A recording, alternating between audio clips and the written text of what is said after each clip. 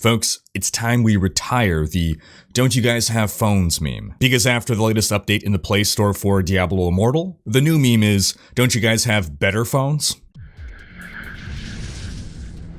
Hey folks, this is Rhykker with a gaming news wrap-up video where we discuss the happenings of the week. This week's topics include some big names leaving Bioware, ARPG Wolcen launching its first major content update, Diablo Immortal's system requirements seeming to be increasing, and more. As always, discussion timestamps can be found in the video description below, but right before you skip ahead, just a quick reminder to ring that sub notification bell to be alerted to new Saturday episodes and stay up to date with gaming news highlights. Now before we move on, just a quick word from this video's sponsor, NordVPN. Protecting your internet privacy is so important in this day and age when we handle so much sensitive information online. A VPN is a curtain for your windows. You don't know who may be walking down the street, peering into your bedroom. When you want privacy, you pull the curtains. And when you want online privacy, you turn on your VPN. Now, you might be tempted to get a free VPN, but anytime you get something for free, you have to ask yourself, how are they paying for this? When you're not paying for a product, you are the product, and they're making money by selling your data. NordVPN is one of the biggest names in this space for a reason. They have thousands of servers in over 60 countries, unlimited bandwidth, and the company was registered in Panama so that they are not required by the government to keep logs of your data. And if you get NordVPN right now, you can take advantage of a special limited time holiday deal. 68% off a 2-year plan plus 4 additional months for free. Just go to nordvpn.com/Rhykker and use code Rhykker at checkout. Plus, Nord offers a 30-day money-back guarantee, so it is risk-free. That's nordvpn.com/RHYKKER if you want to get the deal before it ends. In our first story, Immortals Fenyx Rising has released and has been receiving generally favorable reviews.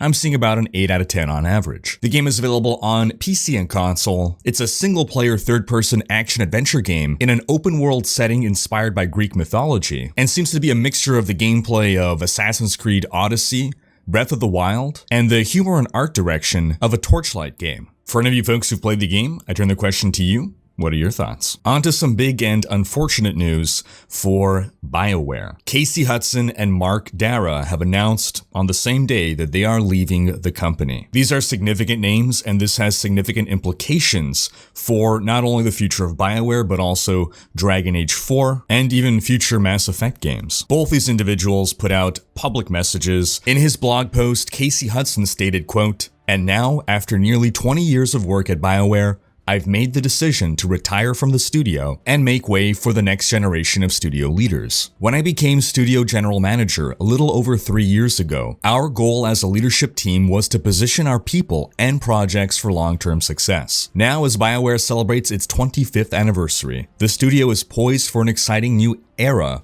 of amazing games. Arriving at this point has been an opportunity for me to reflect on my own future, and 2020 has been a year that forced all of us to reimagine how we think about work and life. For me, it's been the realization that I still have tremendous energy to create, but also that I need to try something different. I'm not sure exactly what that is yet, but I know that I want to start by rediscovering my creative passion through more personal work." Hudson goes on to stress how he feels that he's leaving Bioware in a good state, that there's a strong team there, and this is actually not the first time that Hudson left Bioware. He was first hired back in 1998, but in 2014 he left Bioware and joined Microsoft Studios as a creative director.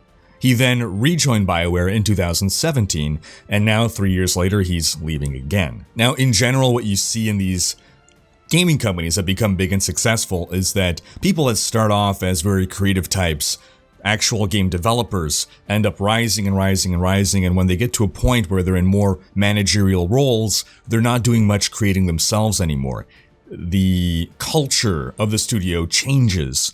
So it would not surprise me if he just wants to get back to actually making games. But this is certainly a big loss for Bioware, which has already been losing some of its veterans over the past few years. Casey Hudson was the project director on the Mass Effect trilogy, and he was the project director and core game designer on Knights of the Old Republic. Will future Mass Effect games be as good without him? As for Mark Darrah, in his post he stated, quote, "I've been at Bioware since the 90s, back when CRPGs were considered a dead genre. Through the last 23 years, I've watched video games evolve and grow into a truly powerful communication medium. We are an important part of so many people's lives, and Bioware has been a part of this journey. Though I remain confident in Bioware's strength and continued place in this conversation, I have decided to retire from my position at Bioware. He goes on to assure us that the Dragon Age franchise is being left in good hands, and states, quote, "I don't know what's next for me, but I'm excited to find out.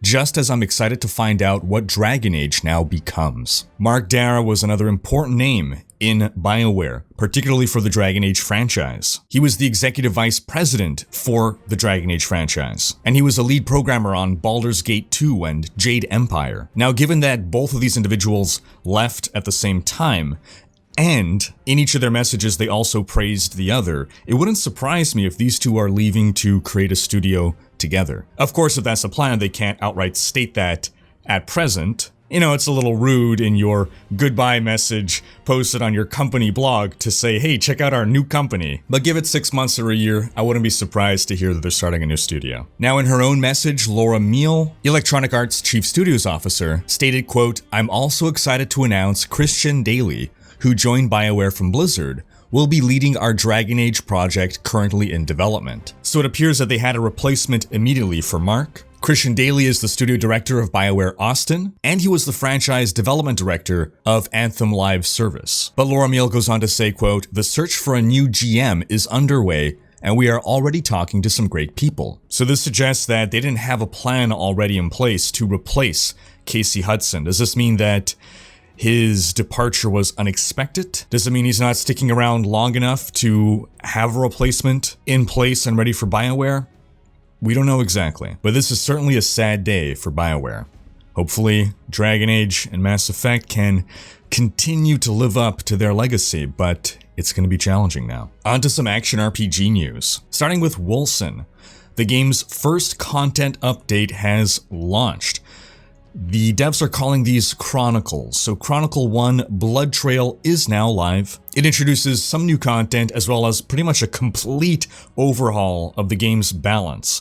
Not just in terms of skills, but also in terms of how your character's damage is calculated. You can check out my video where I give a full breakdown of what's new, what's changed, and my initial thoughts. You can also see some gameplay of the new feature Hunts, where basically you're chasing down a boss, effectively is what it is, following a trail through a map as you're doing your regular gameplay activities, and progressively reaching checkpoints where you get to pick between different modifiers that will alter the boss fight in some way. The devs were also very quick to push out a patch pretty shortly after this update went live, where they rebalanced a boss that a few players were finding a little too challenging, and they also added some more bug fixes. Onto some last Epoch news. They also had a patch hit this week. This patch introduced the game's last class, the Rogue. It also added dual wielding, new weapon types, some performance enhancements. They also launched a brand new website with a new logo for the game. I hope to have a full video talking about the new content in the near future. On to Path of Exile news, in which their Mayhem event has launched. The Mayhem event takes classic Path of Exile League modifiers from previous leagues, including Anarchy, Invasion, Breach, Ambush, Torment, and Harbinger, and pushes them to the extreme. The event will run until December 11th, and prizes will be given out to the top players. Full details in the video description. And lastly, in Diablo news. Starting with Diablo Immortal, BlizzPlanet's Medieval Dragon